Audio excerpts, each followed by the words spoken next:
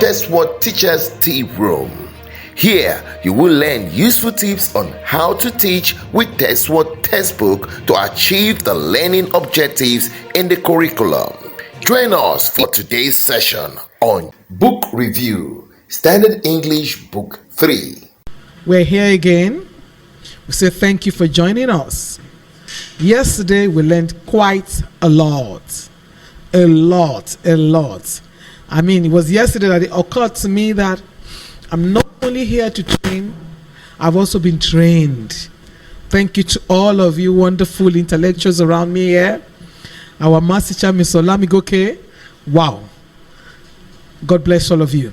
Now, today promises to be beautiful as usual. Today, we're going to be looking into JS3, the area of mathematics, English, and art social studies. So, let's start with the introduction. On my left, Adebayo is my name. I am Abdulgani Ridwanullah Inyoda. I'm Bello Bamidele Wahab. I'm Obi Nkiruka. Okay, that's it. Today, I think I want us to start from, let's break the protocol. Nkiruka, please start for us. Thank you. Good evening, viewers. It's nice meeting you again. For the past days, we've been looking at English language in the primary section. We started with the nursery section. We went to the primary. Now we're in the secondary section. We'll be looking at JSS3 English.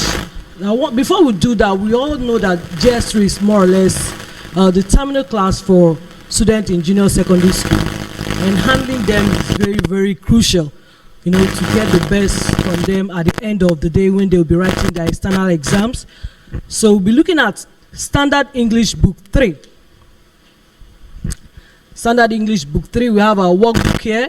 We have the textbook. We also have the practice test book here with me. All right, I will start with,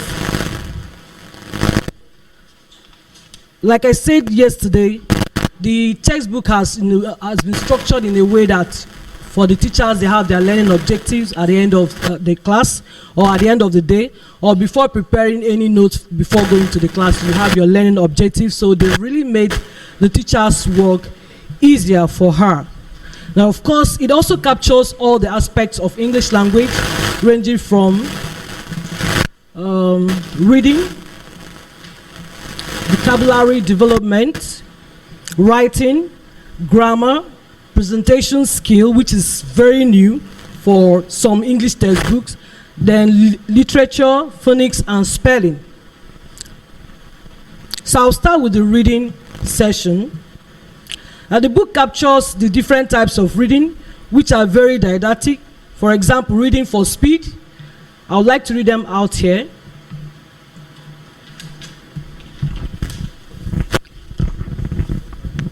Excuse me, okay. Reading for speed. We have to test the students' speed when reading. So under reading for speed, we have techniques of reading or rapid reading. Sometimes you give a student a comprehension passage to solve the questions under probably, let's say, 5 or 10 minutes. So, but the child may not really know how to go about that. So this book has really done justice on method of, rapid reading. And some of the features mentioned here are 1, scanning, skimming, picture reading, note taking, memorizing. Now, there is something I found very interesting about this book, especially when it comes to note taking. For schools that want to register students for checkpoint and IHSS, note taking is actually an exercise, a part of their question.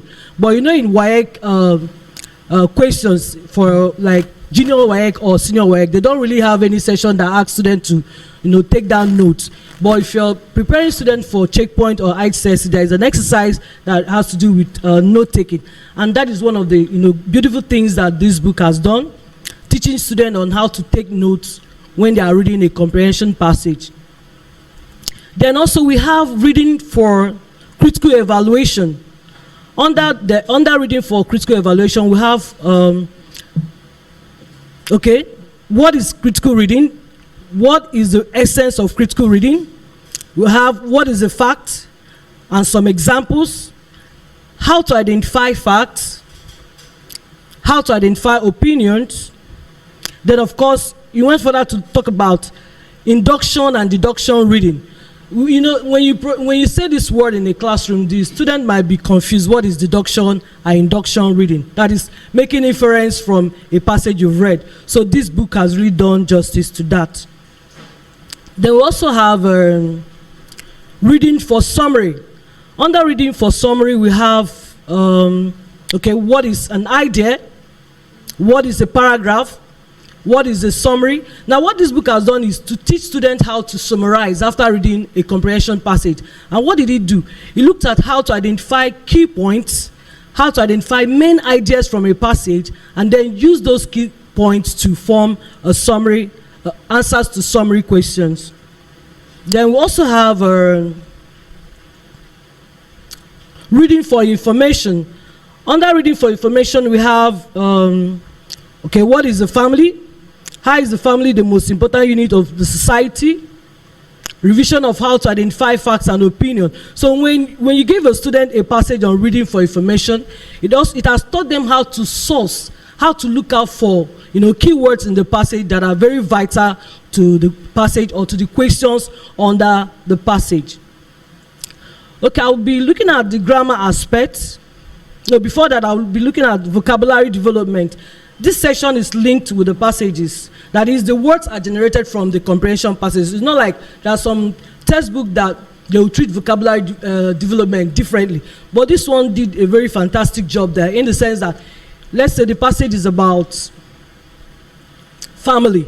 So the words that will be generated from the passage will be about family. So the student have read the passage about family, have maybe come across new words, and will look out for the meaning of those new words from the dictionary. Then the child will now be given words to make use of those words in contextual meaning. And what does it do? It helps the student to build their lexicon. That is what it does. At least it prepares them for when they get to senior class, because in WAEC there is an aspect of the WAEC question that has to do with vocabulary development.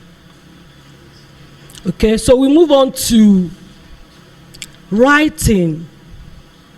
Now, here the workbook comes in handy, because what I discovered on writing section, they were referred to the workbook.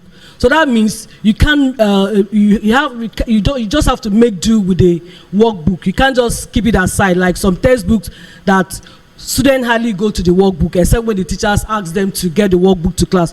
But this one is structured in a way that as the teacher is bringing the textbook to the class, she is also bringing the workbook. So the student must come to the class with the textbook and the workbook. Now, the workbook captures the various forms of continuous writing, ranging from essays and letters. It also captures summary writing. The continuous writing are well explained, and students are guided on how to write them. Loads of exercises on continuous writing are there to help the students improve on their writing skill. It also captures topics like question tag. Like yesterday I said, I never knew that there are certain topics that could be treated under writing. So when I looked at my checkpoint textbook, I discovered that there are certain topics that we group them under grammar, but the topics are grouped under writing. So when I looked at the exam question, and I saw that that was exactly how it was set, and this book has done justice to that. So when you're teaching your students writing, especially you're preparing them for checkpoint exam or IGCSE exam, it is, you know, a good one for you to use. Then, okay, we have topics like direct and indirect speech. Let me mention some of the topics that we have there.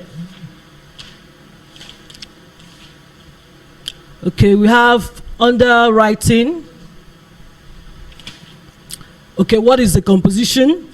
Features of good composition. Now, before I go further, one thing I want you to understand is that this book is more or less a revision of what has been taught in JS 1 and JS 2. So they just did a recap of what have been taught to the students, and then gave them more exercises to help them prepare for their NACO and Becker exam. So under writing, I have types of compositions, and of course samples. We have narrative, descriptive, expository, argumentative. Then we also have, there are so many here. Okay, question tag like I mentioned before. Direct and indirect speech. We also have identifying topic, sentence, and key ideas. Like I said earlier, when you're teaching the students how to write a summary or answer summary questions, what you teach them is how to identify topic, sentences, and key ideas in a comprehension passage. That way, you've guided them on how to attempt questions on summary. Now, for presentation skills. Now, when I was going through this textbook, I was wondering, the previous, the JS1 and JS2 presented it as communication skill, but here it is presented as presentation skills. We have topics like letter writing. You'll be wondering why it is not grouped under writing. But under presentation skills, we have letter writing, types of letter writing, article writing, speech and value, conflict resolution.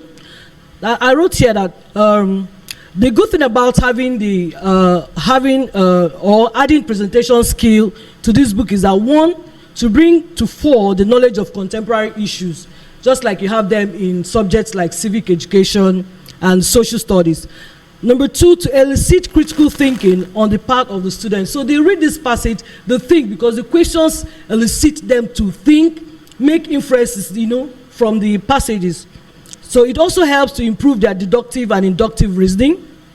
Then it also helps them to communicate effectively through writing and speech making. So kudos to TestWorks publishers for including this in their English textbook.